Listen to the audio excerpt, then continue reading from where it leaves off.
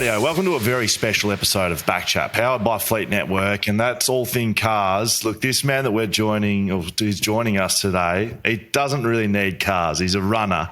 I'm going to tell you a bit about Tim Franklin. He joins us from the United States. He's in a small town in Mississippi right now, and we're going to chat to him in a second. But you're wondering who Tim Franklin is.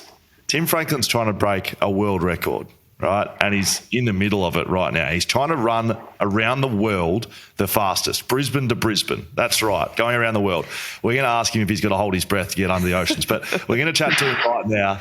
26,232 kilometres is the run, 433 days. That's 65 kilometres a day, which is a marathon and a half. 17 rest days across those 433 days is scheduled in to break this world record. 5 continents, 22 countries. Tim Franklin, you're a freak. Welcome, mate. How are you? I'm well, gents. Thanks for having me. Yeah, no worries. Now, we can be honest to our audience. We've had a couple of small technical issues, but we're hoping this one holds true. Mate, where are you? Where are you in the States right now? I'm currently in a little town called Macon in Mississippi. So if you're looking at a map of the States, we're heading east. We're about 10 to 15 kilometres from the Mississippi-Alabama border. Right. So sounds fancy. You're in a 1.5 star motel. Is it all safe there, mate? What's going on? Yeah, I mean, safe's one word. It's not the word I would probably use to describe it. In the last 2 hours, we've had 2 police raids in the motel with guns drawn and cop cars flying in from all directions. I'm sort of not really wishing to open the door to see what's happening, but yeah, it's been action stations here. Can you please lock the door? Is the door locked? Door's locked, curtains are drawn. I'm hiding under all the pillows. Now, mate, you're not running from the police, are you? Like, this whole thing's a big getaway. I think I'm running from something, Dan. Mate, we're going to get into the run and the mechanics around that and the story a bit. But as you know, and you're a BackChat fan, I know you are. You listen to us on the road. You know what question's coming. Now, you may not be the most famous person we've spoken to, but I think you're the most intriguing, and I can't wait to get into it with you. But we can't start without this first question. Your greatest sporting achievement. We know you can run. Of course you can run. I mean, seriously, who can't? I mean, is there many? I can run. Yeah, correct. But we're here to tell you that's all good. And we're going to get into that in a little bit. But I want to know your greatest sporting achievement, not on the track. I don't want to hear about running. What do you got for us, mate? I know you'll have something. I'll probably take you all the way back to grade 6. I think I was 11 or 12 years old. And at the school I went to, we did Tuesday afternoon activities. And my teacher at the time was an avid lawn bowler. So he decided to take us to the local lawn bowling rink. Wow. And teach us the game of lawn bowls. And I happened to have a little bit of a knack for it and ended up representing Queensland in lawn bowls when I was 12 years old. Wow, state lawn bowler. That's right up there with the best of them, Timmy. I was competing anywhere from someone that was 14 or 15 all the way through to, 80 plus, getting around on a Zimmer frame and everything in between. So it wasn't like the junior champion? Like you were just a young kid playing in the state side? Yeah, that was junior states, but I also represented like the local region in opens and played pennants and all that sort of jazz. Yeah, and retired from lawn bowls at the ripe old age of 13. Oh mate, that's unreal. Sure, you would have had some of the older boys filthy with this young kid coming through and being all sprightly and stuff. Well, they were actually, from what I can remember, they loved it. They'd all be drinking their ponies and their pots and smoking, and I'd be having a lemon squash. Sitting outside, I wasn't allowed into the bar area because I was underage, and the pokies were in there. And there was plenty of Saturdays spent down on the lawn bowl rink. It was good. It was actually really good fun. So, mate, talk us about this world record. We're going to go back to the start in a bit, but you're trying to break a world record right now. No one's ever done it as fast as you're trying to do it. Run around the world. Right now, what day are you? How far into it are you? What present day? What's going on? Yeah, so 7 people have completed the whole journey. One other Australian finished it in 2013, and that's how I met that gentleman in 2017, and that's how I even knew this was a thing. What's his name? And then Tom Dennis is his name. He's a Sydney guy, lovely bloke. He's been, I've been on the phone to him nearly every other day. Wow. Just talking through, what the emotions, the physical, mental sort of exertion I'm going through. He's been great. So I knew it was a thing, and then I just did a little bit of Googling, and a gentleman by the name of Serge Girard, a Frenchman, in 2017 was finished it, and he finished it. Tom had the world record. It was 622 days, and then Serge did it in 434 days. Wow. So he absolutely, he's a monster. He's a 65-year-old Frenchman, and he's a monster. So he did it, and that's the record I'm chasing. So I sit here talking to you, gents, and I'm at day 132, and I'm about 7,500 kilometres into it. So I need to be averaging 60.4 Ks a day, and I'm currently averaging 59.2 What are you doing Ks a day. Running. Stop talking to us. You should be running, man. So I actually today was a really tough day. I've had a really, really good week, I suppose. The weather's been kind, the terrain's been quite good, but today I had an awful night's sleep last night. I think you guys may have seen my story on Instagram, but it was putrid. And then it was headwinds and raining and trucks everywhere. And I ran about 15 Ks to a coffee shop and said, "Bugger it, let's go have a coffee." And I never came out of the coffee shop. Well, we've both got so many questions about this. I mean, we're going to get right into it. I want to go back to the start, though. Like, tell us about Tim Franklin. Some of the guys and girls we've had on this podcast, people know about. No one knows Tim Franklin. What's your story, mate? Take us back to the start. Where you grew up, where you're from, how'd you get where you are? Yeah, it's pretty standard sort of story. I think born in Brizzy. To probably two of the greatest people that ever lived, happened to be my mum and my dad. And then we moved to Melbourne when I was a young kid, and then back to Brizzy when I was about 10, and we've been there ever since. Played all the sports as a kid growing up: cricket, footy, cricket in the summer, footy in the winter. Tried to do a little lawn bowls, heavy lawn bowler. Didn't really run a lot, was never good. Did the cross country because you had to at school. Did athletics because I enjoyed it, but I never made any teams. I just kept turning up because I enjoyed it, always back of the pack. And then when I got it later in high school and then early uni, I sort of just lost my health and fitness completely, just overate, ate terrible foods, didn't really move much, smoked, drank, all that sort of jazz. And then when I was 23, 24, I decided to make a change, and I went for a run, and that was 2.2 kilometres, and it took me 28 minutes. Wow. And it was one of the hardest things I've ever done in my life, and I really haven't stopped since, to be honest. I got into triathlons not long after that, and then ultra sort of distance triathlons, then ultra distance running, and here I am.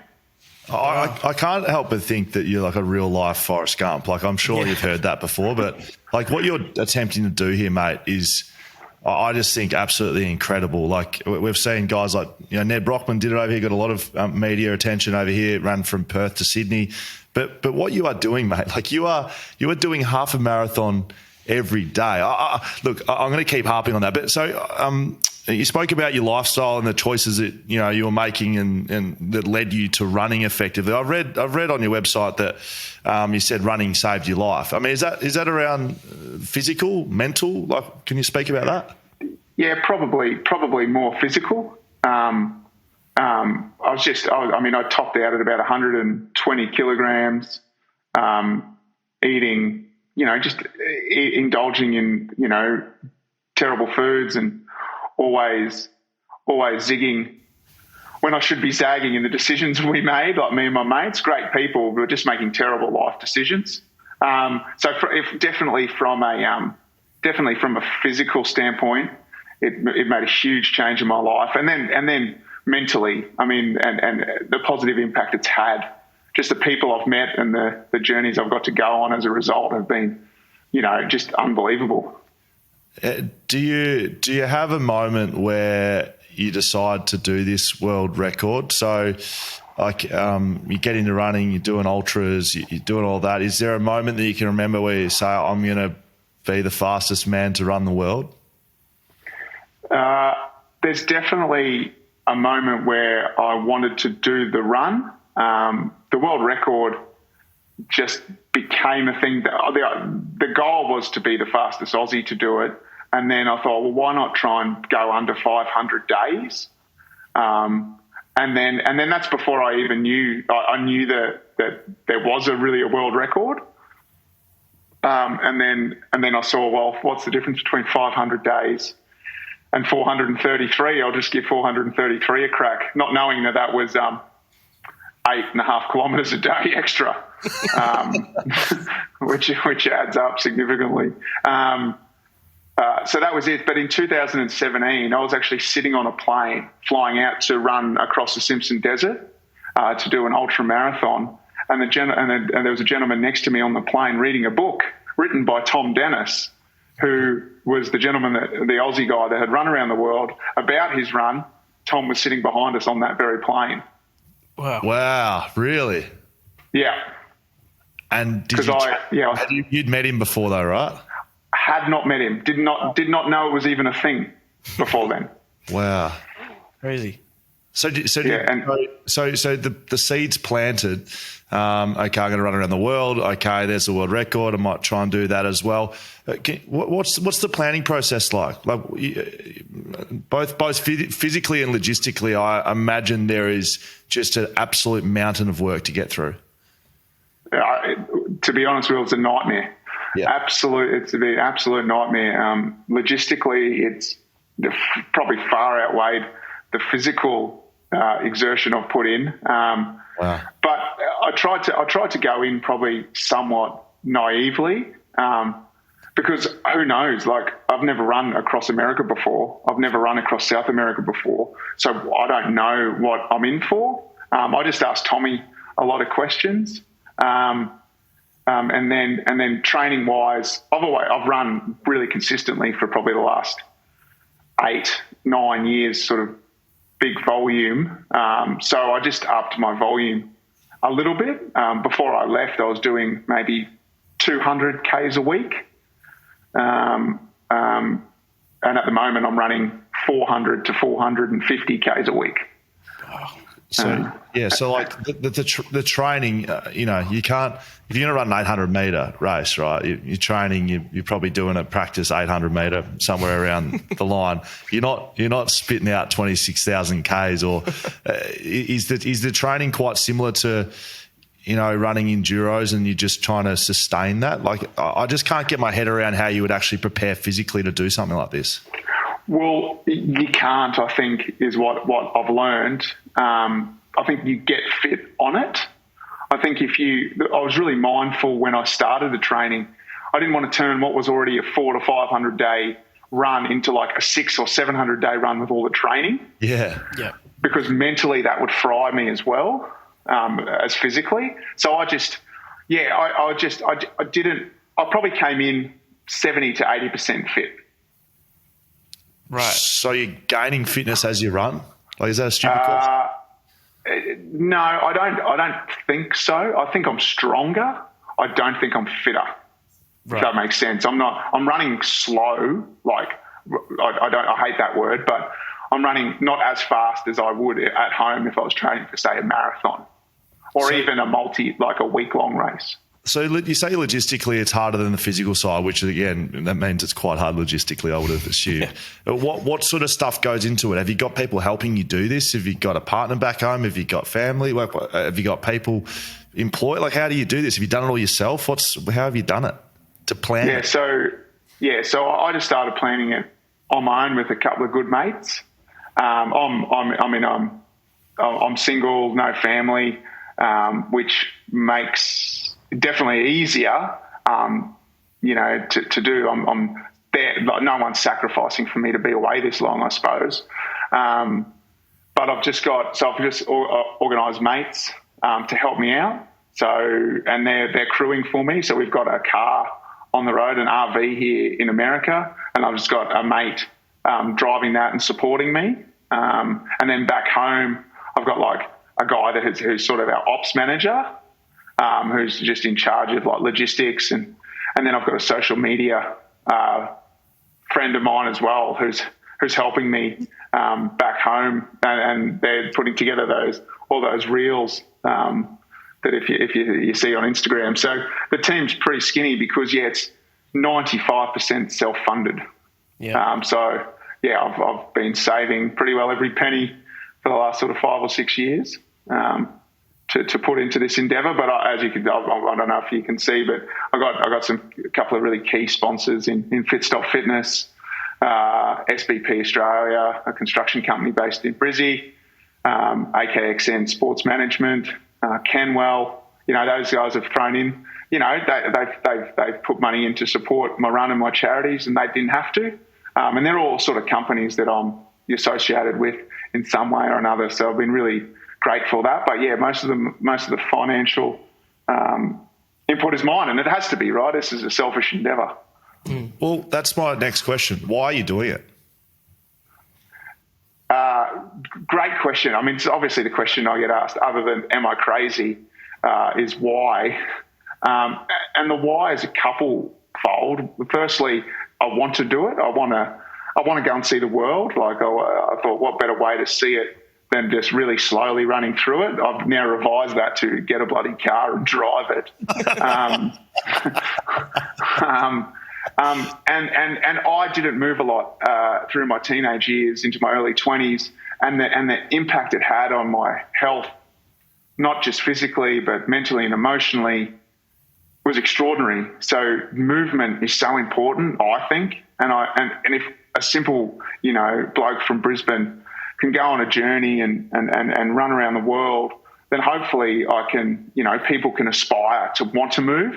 So I want to get the world moving. And then I've got some really cool charity partners that I'm closely associated with that I'm hoping to raise, awareness, but also some funds for. And they're probably my 3 key drivers for this run.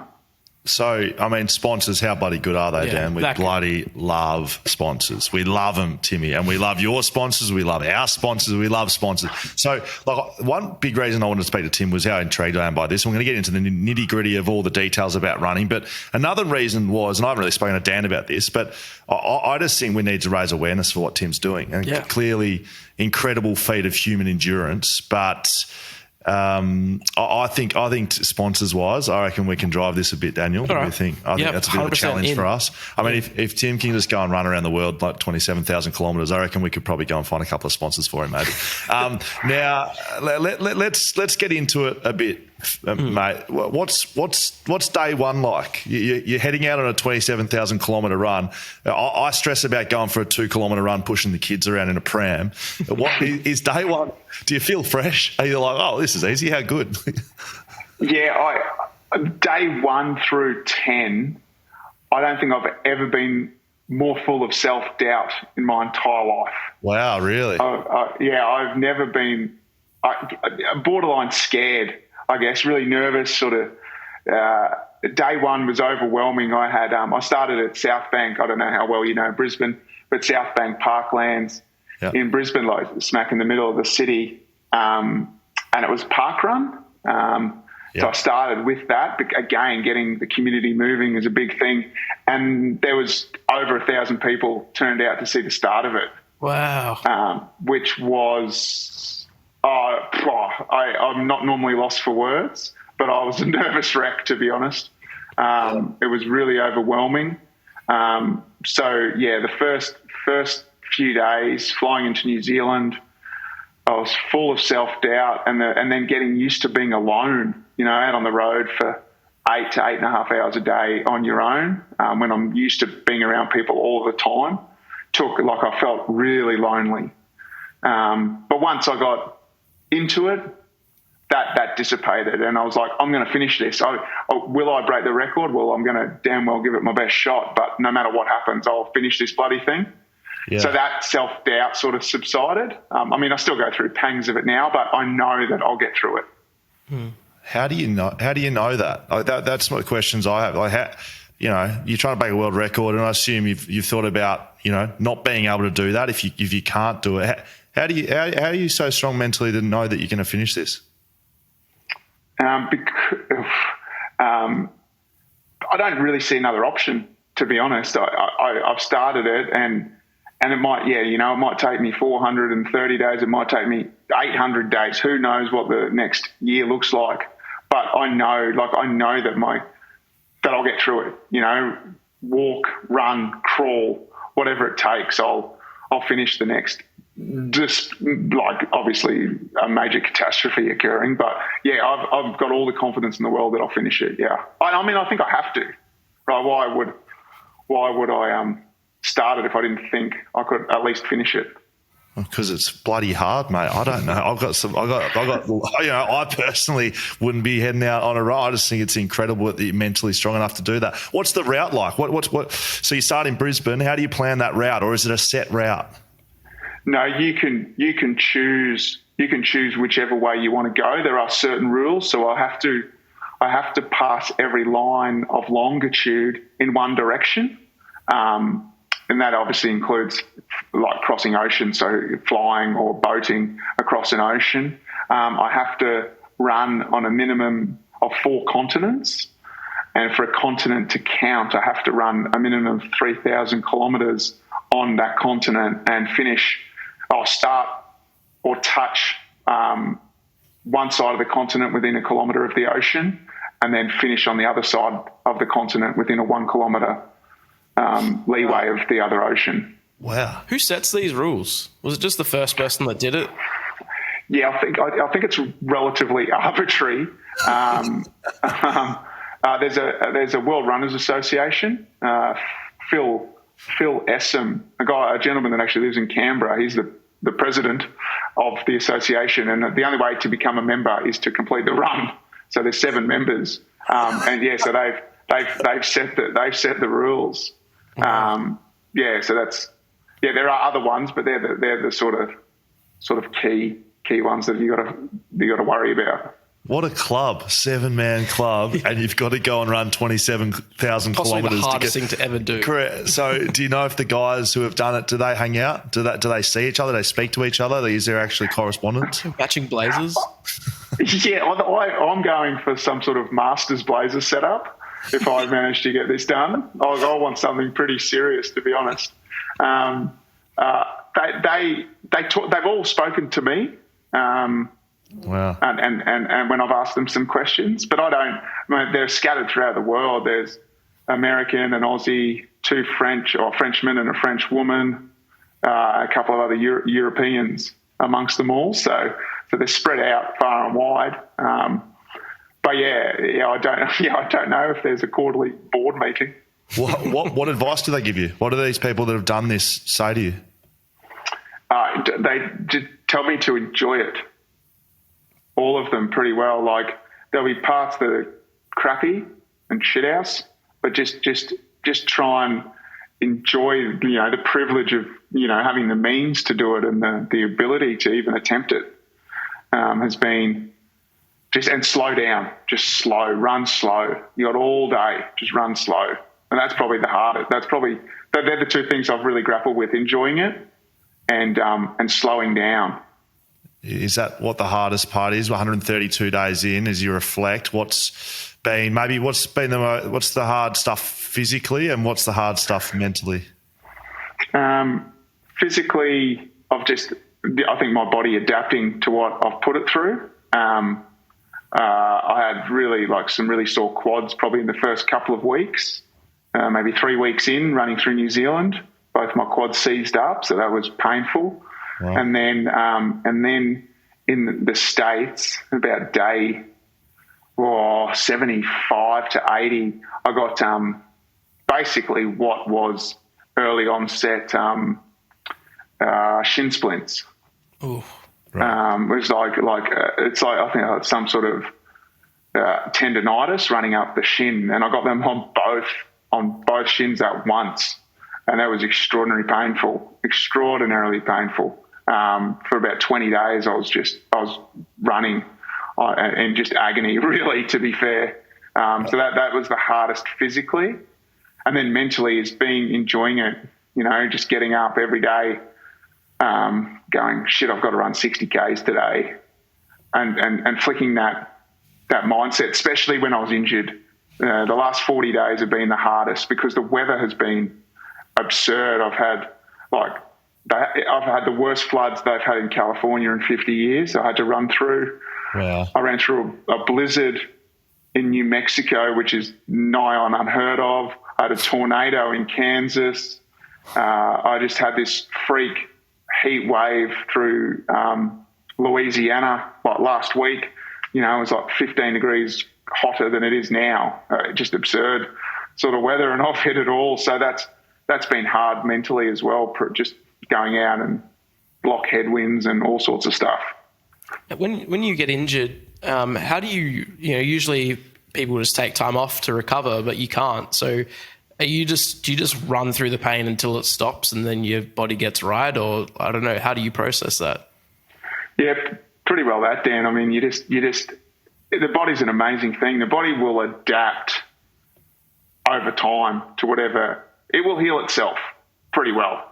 So if you can just put up with that discomfort for however long, then save it for being a fracture. The body will I think heal itself. I mean that's not. I'm obviously, if I was a doctor, I would be saying take some time off and recover. But and as a run and triathlon coach myself, I'd be like, let's just ease it back a bit. But for this particular endeavour, or to really push the body's an amazing thing. Like it literally heals itself on the go. Wow. Do you think that's the biggest risk for you? Is injury, or is it the mental side of it, or is it the equipment and what you're wearing or weather? Like, what's the biggest risk for you?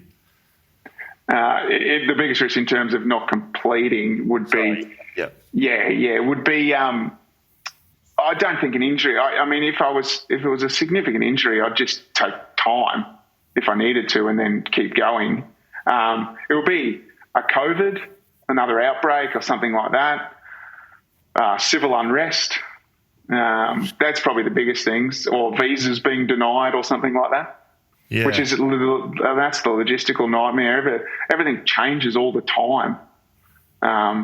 Access to countries, like from when I started preparing for this run until now, the entry requirements into Chile have changed, and I didn't know that. I only found that out just before I left, because when I looked at it, there was no visa requirement for Australia. For an Australian passport, you just pay $50 at the gate, and then it changed to you need a 90-day visa, and all that sort of stuff, which has been, it's mind-boggling, really.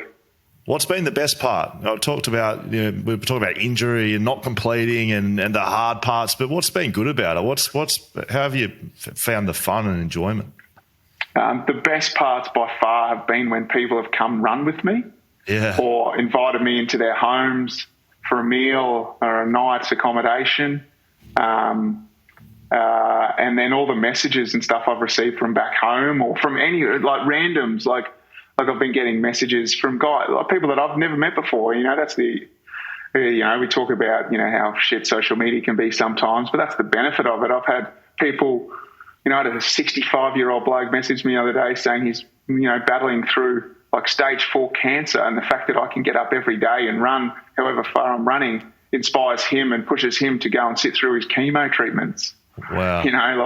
Getting messages like that's what gets me up every day. And then the people running with me, I was running through this tiny town called Cactus in Texas, and it's literally the only reason it exists is there's an abattoir there, a huge meatworks, and there's Guatemalan immigrants, like Mexican immigrants from all over the place, and they're one of the teachers at the elementary school is an avid runner, so he has a grades 2 to 4 cross country club, and they came running with me, and I ran through there on a Saturday morning, and they all came out, 60 of them came running with me. Wow. And that was the middle of where my shins were giving me the absolute worst, and I was an emotional wreck. I mean, I was just cried my eyes out when I saw it because it just meant so much, right? Yeah. How do they find out about it? Do you have a team working on that? You know, the sort of PR stuff, or is it just word getting around? Yeah, it's a bit of both. Like I don't really have a PR team. I've got a guy that's helping me with media. Again, it's obviously an expensive endeavour, so I can't spread myself too thin on stuff like that, which is really disappointing because I'd love to. But we put posts up on like we Google like local run clubs and just might post on their Facebook and say, hey, I'm running through your town in a couple of days. I'd love for you guys to come and run with me or whatever. And they either do or they don't. It's really hard to organise too because I'm not necessarily starting at the same, and I've got to start every single day where I finish the day before, exactly the same spot. So I can't like drive ahead to a town and keep going. So the logistics behind organising meeting times is really hard as well. How are you feeling, mate? How are you feeling right now? Physically, mentally? How do you feel right now? Tired. Really, really, really tired. Like I'm really trying to switch off. I really have a difficult time, just switching off and just running. Like I'm constantly thinking, all right, what do I need to do? How many Ks? How many Ks have I done? How many more Ks do I have to do? If I do this average per day, how many days will that take me to get home? All that sort of stuff. So I'm just trying to just go out there and just go, I've got 8 hours, run, lift your head, look around. It's an absolute bloody privilege to even be able to do this and see these places, like I'm going to have like so many tales to tell, just to make sure that I really take the time to embrace it and live it, I guess, and be present with it. Don't just flitter it away, get home in a year and go, I fucking hated every moment of that. Because it was too hard. So that's where I'm trying to get. But at the moment, yeah, pretty tired. What are you seeing on the road? What's sort of the strange things you've seen that maybe you didn't think you were going to see, or just things that have happened to you? You're like genuinely like, what the fuck is going on here?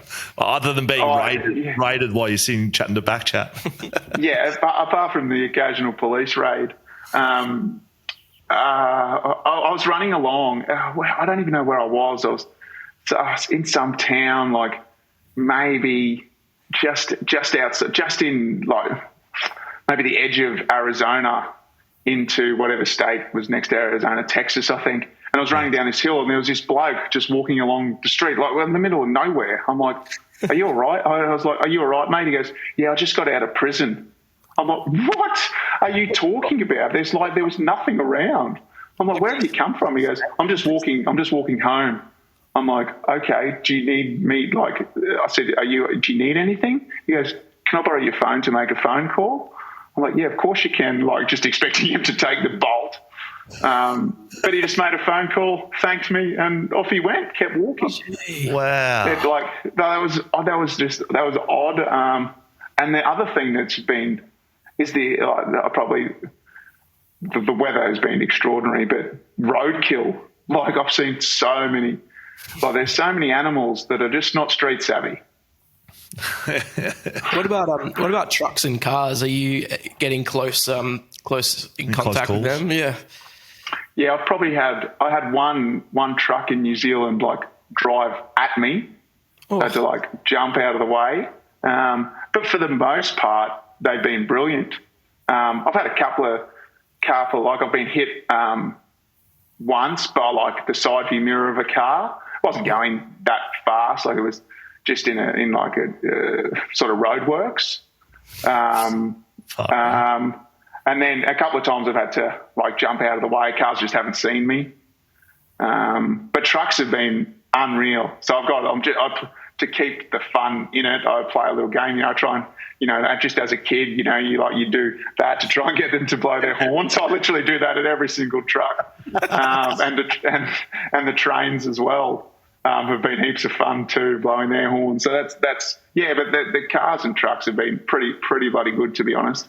Like I'm a pedestrian on a major highway. Like get out of the way, mate. What are you wearing something like what are you wearing? Like the actual logistics of running. Got a couple of mates who love their running and asked me to ask you about that. Like, did you have to put much research into what you're wearing every day, given chafe, given the fact that you're running 27,000 kilometres? Like, I feel like you'd have to have a fair bit of planning behind that. No, just keeping it as simple as possible. I sort of enjoy, despite growing up in Brisbane, I really enjoy the cold. I much prefer running cold. So I've worn nothing but shorts the whole time. Even like we went a period here in the States, like 40 days straight where the temperature was below zero. Wow. Which I was not expecting at all, to be honest. And I just T-shirt, and then if it gets a bit cold, a long sleeve jumper and a puffer jacket. I mean, there's been days where I've had like 4 layers on the entire day because it's been cold. But no, I keep it. My friends at the good people at Hoka Australia have looked after me and with shoes and running apparel, and that's been great. I just I try and get as many fluoro colours as I can so I stand out a little bit. Yeah, so around shoes, imagine that's a relatively important tool of the trade, Daniel. Are you wearing like carbon plated ones like marathoners, or is it that the Hokas? Like, what are they? Like, what are you wearing? Yeah, I wear the Hoka Clifton 8. So they're and now most recently the Clifton 9, which is like a bigger, bulkier shoe. Yeah. It's definitely not. I mean, I don't want to talk out of turn. It's probably not built for their speediest shoe, but it's got a lot of it provides a lot of stabilisation and protection for my feet. More comfort than speed, I suppose. How often do you swap them? I think I'm on to pair 4 or 5 now. So about 1,200 at the moment, but I might about 1,200 Ks, but that may change. It all depends on road surface. If the road surface is good, it doesn't tear it up as much. But if the road surface is coarse, then it can be brutal on the shoe. So I change it a little bit more often. What's the ideal surface for you? Like, is it asphalt? Is it dirt? Is it like what do you want to be running on? Oh, I'd love to be running on like compacted dirt. Yeah, compacted dirt. So it's a little bit soft, but bitumen at the moment. American roads, they don't have. Sometimes they don't have a big shoulder, but they've got. Where they have like ripple strips in Australia, like so if you're driving fatigued and you fall asleep, you hit it, and it goes. So in America, they're like, it's like they've run a tire over the road, so it's like dents in the road the whole way through. So on the shoulder, so you're running on that, and your feet are all over the place, which is So I'm actually running in like more in the middle of the road and just getting out of the way when cars come. Holy shit. And yeah, so your support vehicle you spoke about, the RV, is that right with you the whole time? Or I've seen a bit that, does he go in front of you and then come, like, how does that work? Are you just out there by yourself or is there a car with you? No, I'm out there by myself. Where the support crew is dependent on how I'm feeling or what the weather's like. So we came up with a strategy that I'd run 16 Ks and stop. Then I'd run 15 Ks and stop, then I'd run 13 Ks and stop, then 10 Ks and stop, and then to the end of each day. But that, given like some days have been really hot, that they stop every 3 or 4 kilometres, and I see them. But no, I haven't seen them. They don't necessarily. Yeah, they can't stay with me. It's because I'm running into traffic as well. Right. Fucking hell. With the support crew, do they have license to, if you're like, boys, I'm done, do they have license to say, nah, you got to keep going? Or who makes the call? Obviously you have to at the end of the day, but. Yeah. They can be brutal on me. They've been really good at reading me. I've kept going most days. Where there's been some days I've just sat in a coffee shop or a Macca's or something or a servo for like an hour and then got up and gone running again. and I probably wouldn't have if they were there telling me to get going. But yeah, I think it's obvious between when I'm just being petulant and when I'm actually buggered. When you're in your worst moments like that, can you talk to our listeners, our audience? What does that feel like? What's it? You're out doing something that just defies human ability, to be frank, and you find yourself, I'm guessing, telling yourself that you can't do it, or you might not be able to do it, or it's bloody hard, or whatever it is. What's it actually feel like? Like what's happening in your head? Oh, everything and nothing. I just try and tell myself, just take 5 more steps and see how you feel. Or just take 5 more steps and keep doing that, or take 20 more steps and see how you feel. And you might come good. Just start, basically. But when I'm down, I'm just like, I just go, all right, I'll just walk for a bit. Or then I just put, I change what I'm listening to. And then I go, all right, well, I'll just run. I'll put a song on and I'll go, I'll just run for this song. Right. And see how I feel at the end of the song. But like, I've had some really down moments. I'm not gonna sit here and say it's just been a laugh a minute and I've loved every second of it, because that's not true at all. But for the majority, even in the really times where I felt really shit, I've just run. I mean, I actually really enjoy running, and it's not so, I'm trying to, it's not so much about the end goal, it's about the journey. Now, if I keep going on the journey, I'll achieve the end goal. What do you listen to? Other than You Find Folk. Yeah, I might say, so for our listeners, not how this came about, because I've been watching what Tim's doing, but we had a bit of a convo on Insta. Tim said, can you please start putting out an episode a day, preferably for 6 to 8 hours? That'd be nice. So I can distract myself. I said, sorry, mate, we're just lacking a bit of capacity. But I almost feel like maybe we should be doing that now. I mean, Tim's out there running. Maybe we should just run a podcast all day every day. Our phone number, we'll just have it on all day and we'll just chat. What are you listening to, mate? What are you listening to? So to start the day, I put it for the first couple of Ks. I put on just music, and my music selection's just very eclectic. It'll either be teeny bopper, top 40 stuff, or it'll be 80s rock, and then pretty well anything in between. And then I will go back to a podcast, and just feel like I'm in the conversation.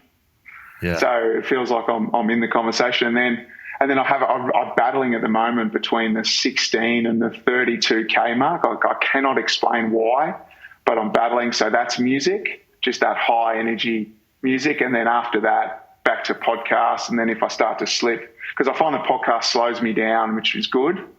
It brings me back. And then when I'm feeling down, music pops me back up. So it's just alternating between podcasts and music, to be honest. Chafe, is that a thing? Yeah, I got my very good friend Vaseline. I just strategically place it, especially my thunder thighs. Don't really enjoy this level of running, so yeah, I just chafe is a very real thing.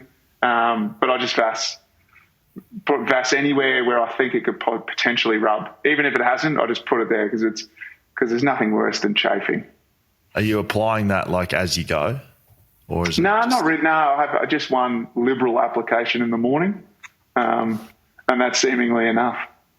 How's your what's your weight doing? Are you monitoring that? Is that an important thing when you're doing this sort of activity? Yeah, it was early. I lost a lot of weight early when I hit New Zealand. I probably lost like 4 or 5 kilos, and I was like, oh shit, I can't really afford that. But now, because I'm running a little bit slower and my body has basically like fat adapted, it's just adapted to what I'm doing. I'm burning potentially, say, 5,000 calories a day. But yeah, I'll probably put that weight back on and then maybe some. Yeah, I don't feel like I'm in good nick at all, to be honest. So what sort of times are you trying to hit when you're out in the road? Like what are you per kilometre, or are you trying to just break it down by the different sections we're doing? Like in terms of timings, what sort of paces are you aiming for? Yeah, so in terms of timing on the road, we're trying to start between 7 and 7:30 and be off the road between 3:30 and 4. Right. And my pace really dropped off a couple of weeks ago. I was really struggling between 7:15 and 7:30 Ks, which is like, if I'm at home going for a run, I'm probably running, just cruising around at like 5:15s. So it was a pretty, it just feels like I'm not moving forward, to be honest. But now I'm back to 6:50s to 7:05s, and that feels good. That feels comfortable. And then if I get a honk from a truck or a good song comes on, and might punch out a lazy 6:35 or something and feel really good about myself.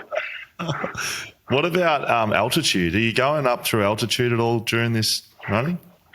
Yeah, we did, on the if you look at the topography of the US, the western side of the country is all hills, and the eastern side is relatively flat. So through the west side, I think we got to 2,500 metres above sea level, which is not extraordinary high, but I mean it's higher than any place in Australia. And we lived at anywhere between a mile, 1,600 and 2,000 metres above sea level for about a month. And we're running across Arizona into New Mexico. But the biggest climb I'll have to do, I think, will be when I cross Chile into Argentina across the Andes, which can. My route has me going to about maybe 2,600. Wow. Are you trying to avoid hills? 100%. Oh yeah, 100%. I'm changing the route on the daily to go, too hilly. Yeah, absolutely. I will literally change roads I run down. If the app that I use says this one's flatter, I'm going that way. Oh shit, yeah. As Hammer would say, absolutely. Now, what about what are you eating? How is it a norm? Not you just haven't sit down and having breakfast? So you got a specially curated plan. What are you putting into? I got a plan, but that changes because before it started, I was like, I can eat anything all the time. I could eat the same meal, 3 meals a day, 7 days a week. That's not true. So I go through periods where I can eat the same thing for a month or 2 months, but then it's changed. So at the moment I'm having scrambled eggs on toast for breakfast, and then smoothies, just peanut butter, coffee, oats, berries just chucked in a smoothie basically, and I have 3 of them a day. I've had countless bananas, and then just energy drinks as well as Red Bull and Coke when used to perk me up basically. And then for dinner, I'll basically eat until I feel sick, right? And then I'll stop. Yeah. That's been the plan, because I just rather felt like the worst thing I want to feel is depleted. So How does I try and. How does that go then using the bathroom? Are you having to make stops, or you just go wherever you're going? Or, I imagine at some points you're just in the middle of nowhere and you have to just pull over on the side of the road. Yeah, I've just basically used New Zealand and America as my toilet for number ones. But I've had to do just one emergency poo, and that was earlier on. And just one. And I had to go in the bush. And there was a herd of cattle that was staring straight at me, and they had not long before that charged me as I was running through the paddock, and then I had to stop and do a poo, and I'm like, oh shit, literally and metaphorically. But there's enough servos and stuff along the way that I haven't had to worry about it too much. But my body hasn't really needed to either, sort of just in the morning and then in the afternoon. Are you on track to break this world record? Do you think you're going to do it? Yeah, I've got to think I'm going to do it. I'm not. The weather was just horrific, so I've fallen. I mean, it's a piss poor excuse because the weather is not something I can control. But I'm about 200 and about 300 k's behind where I thought I would be, but the guy that has done it didn't average 60 k's a day the whole time. He had ups and downs as well. Yes. So the aim is I just want to keep it close, and when I hit Perth, hopefully in November, that I can just there'll be a wave of support and I can just crank it and hit 65, 70 k's a day to bring it home and take the record. Yeah, absolutely. I'm running with Tim when he gets to Perth. We talk about fat chat here on BackChat, which I know you would have heard of, Timmy. We're getting the fuck around, Tim. I mean, seriously, that's about the least we can fucking do, I would have thought. What do you reckon, Daniel? Yeah, I'm keen. I'll run as far as I can. It should be 2 kilometres. and a half. Okay, that's fine. Yeah, well, it's not. It's the best thing about it, Dan, is I'm not running quickly. So you can eke out a few extra Ks. Looking to the future, mate. Do you think once you finish this, you'll ever run again? Do you think you're going to be sick of running? I think I'm sick of running right now. No, I absolutely. I still love it. Like, it's still so great. It's like what it's done for my life. I'll keep running. What I am looking forward to though is just lying on a beach and enjoying a few shelters. Yes, that's what I'm looking forward to, doing nothing, like just even for 2 days, because I haven't had that at all. It's just been, everything's on the go. But yeah, I'll never stop running. Talked about the why earlier on, but what do you want to get out of this? Like, what's the biggest thing for you? But then for other people, how can we help? What do you want to have done when you get to the end of this? Great question. What I would love to do is, and I've seen it a little bit already, is get people moving. Or questioning why they're not moving, or changing their lifestyle so they do move a bit more. That's the ultimate goal, because it just changed my life so much, and it's so important. And as a country and as a globe, we spend so much money on health at the wrong end. And why not spend it preventing all the disease and shit instead of spending it, on big pharma, plying us with drugs when we can just move. That's the ultimate goal. And then obviously I'd love to, somehow, commercialize what I've done as well, and I'll try and get some of the money I've poured into it back. And I just want to go everywhere and just tell people what I've done, why I did it, and then move with them. Go for a run, play tennis, golf. Who gives a stuff what it is? But go and move with them. That's ultimately what I'd love to do when I get home. How can people, so listeners, our audience, if they're in business, if they're individuals, how can we help you, mate? Because I want to do that. What can we do? Well, financially, the best thing is if you can go onto my social media, my Instagram at Timmy R. Franklin, and there's just a link in the bio is just to my GoFundMe page, which is and any donation, great, small, whatever, it would be a huge help, because it's not only going to benefit me but also my charity partners. So we're splitting the money, and the more money I raise, the less I take and the more the charity partners get. So, but if there is commercial partners that would like to invest more, then they can just direct message me, and we can get on, and I can do more for them or shout them out. I've been really lucky. A couple People have invested and they want me to come and talk to their company when I get home, and they've given me the money up front for me to talk to them,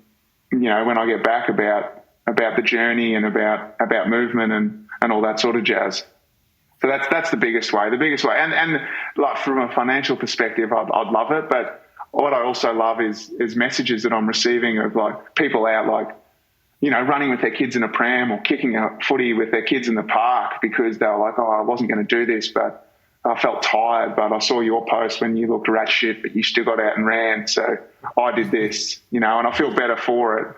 So that sort of that constant message it keeps, inspiring me to turn up every day and just give, and all I'm doing is giving my best effort. Some days that's, 65 Ks, other days that's, today was, a shit day. Today was 12 Ks, but all I can do is give my best. I was on your Strava this morning, just having a bit of a look, because that's how you sort of track a few things. So just talking to you, mate, like the reason why I'm intrigued, and look, I've been an elite athlete, right? So I know how to exercise, I know how to get the best out of myself. But finishing up, my movement has dropped off. You find excuses not to move. You find excuses why having a drink and being lazy, it's easier than actually doing what you're doing. So just seeing what you're doing has actually inspired me a little bit. Even just the smallest bit. I went for a run the other day. I went 4 kilometres. I thought, see what Tim did today. Tim's just slapped out a 70K run here, no worries. He slapped out 700 Ks last week. I did 14. You can follow Timmy over at Strava, just like one for just to track just the incredibleness, but you can see how you're going as well. It's a pretty good tool for you to track what's going on. Yeah, it's awesome because it just it gives you so much data, I suppose, as well. It's good, and then people can see exactly what you're up to. And the only thing is, it stops you from bloody cheating, though, doesn't it? Have you ever thought? I know your answer say no, but surely that creeps into your mind. As Hammer would say, shit, yeah. I'm like, if I just get in the car and drive 50 Ks up the road, who's going to absolutely give a shit? Who's ever going to know? Yeah, I've thought that a lot, to be honest. Yeah, wow. But you haven't, and we know you haven't. Yeah, The Strava keeps me honest. Any more questions for Tim? Let's go Scotia. All right, Scotia Media. You know it's coming at you, Tim. You've heard enough from us. We've had some great questions from our fans about what you're doing over there. We're going to finish with that first one, Dan. Sure. And we sort of just spoke about this second one. We've spoken about the third one. So Supertramp _ Bryce. What's been your favourite meal each day, and what have you gotten sick of? My favourite meal is probably breakfast with the scrambled eggs. And what I ate for the first 65 days for breakfast was like oats, like 1 minute oats with bananas, honey, protein powder, and I like dry reach now if I look at a bowl of oats. So I'm completely sick of it. Go Freddie Flanagan. Hello, Fred. Hello, Fred. For expected pace for Tim, how does he weigh up the decision on how fast to go? Faster, so less time on feet, but bangs up body, or slower, but means more time in the feet? Yeah, I just let my body tell me how fast I'm going, to be honest. It's a really fine balancing act. Like yesterday I felt great, and I looked down my watch and I was crunching out 6:30s, and I'm like, well, Timbo, you're just going to have to ease back a bit. But I try to ease back and I go back to 6:30. So I just let my body sort of do what it needs to do to get the Ks done, I suppose. And we just run for time. So that's 7 till 4. And if I get 50 or 70, that's what it is. I'm not going to keep pushing at this stage. Whistles Rockefeller. Whistles. Your current PB is over 5, 10, half, and full marathon. If you can talk through those. Right. My 5K PB is 18:06. Yes. My 10K is 40 flat. My watch said 39:59. The official clock said 40 flat. So I was filthy. Half marathon is 125, I think, 125. These are very... And a marathon is 306. It's 306. So there, yeah. Qualify you to be a good one-off marathon runner, having about to run 400 of them. I don't think so. No, because the longer an event goes, sort of the better I am. So I haven't ever been quick. Relatively they're reasonable times compared to the population, but the people I train with just run rings around me, really. So they're okay times, but the longer the event goes, the seemingly better I am at it. So days and weeks. Right. I've got one to throw in here. Do you have anything Aussie to keep you feeling Australian while you're out on the road internationally? I don't know, do you play fantasy AFL? Do you watch? Do you listen to footy somehow? Do you do stuff like that? Yeah, well, I've got so all the podcasts. A lot of the podcasts I listen to are you guys, then Triple M Aussie Rules. So all the rubs, the midweek rub, all that, all the NRL ones as well on Triple M. The Marty Sheargold show on Triple M Melbourne. Oh, brilliant! And they've been. There's been similar to you guys. There's been a bit of banter between them and me. So I listen to all that, and then my support crew at the moment is a big Bombers fan, which is disappointing. But so we watch all the highlights of the footy, and we listen to it's on at 4 a.m. So we're waking up and we put it on. Nice. Just listen to it on the radio and then watch the highlights that night or something. Now, keep going.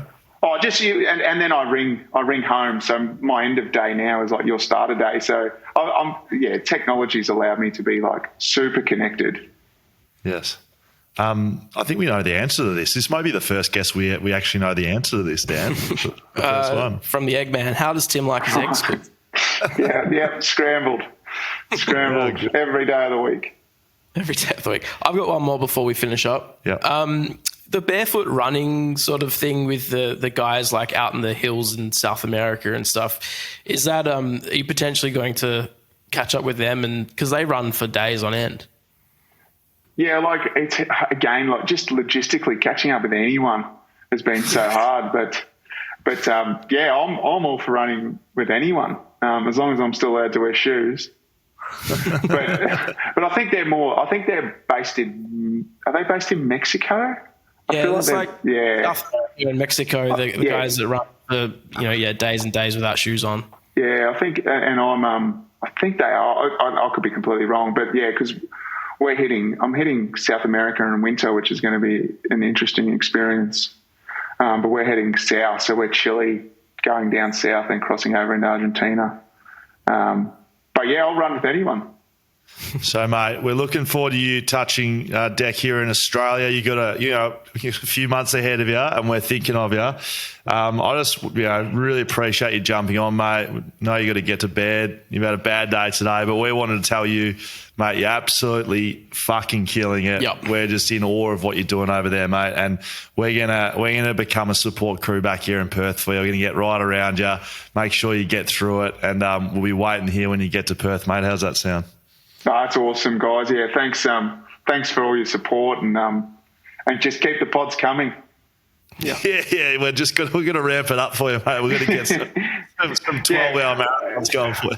And you moved the footy one across, so I had to go and find that one. But that's all good. The footy cast. Sorry, fuck. We put it on the other feed. And you need to go back and listen to this one, because then that's an episode that you won't have.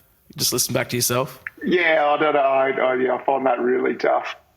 Yeah, so he hasn't been broken in 132 days, and day 133 he listens to himself talking and he just stops. I just fly home. Mate, I'm just mindful of you, us taking too much of your rest time and stuff. So for our patrons, we're not going to do an extra bit for Tim. He's been incredibly generous with his time. A big thank you to all of our sponsors. You've heard about Tim's. If you want to help Tim out as well, can you just repeat where they need to go to, Timmy, just sponsor-wise? Yeah, so if you duck onto my Instagram page at at Timmy R. Franklin. You can just click on the link in the bio, and that will take you through to my GoFundMe page. Awesome, mate. So we'll put it up on socials. You can find it on our socials as well. BackChat _. Keep sending us your emails. Get in touch with us. Backchatpodcast.com.au. Get all the stuff there. Become a patron. Our VIPs. We love you. Fleet Network proudly bringing you BackChat of 2023. Maybe we can. I think when Tim gets back here, we need to sort him a car out. Sure. Right. Swimply, thank you. Whippersnapper Whisky, thank you. Margaret River Roasting Co, thank you. BlueBet, thank you. Shelter Brewing Co, thank you. Leadable Cameras, thank you. Tim Franklin, thank you very much, mate. Thanks, You're a mate. fucking hero. Thanks very much, gents. I love it.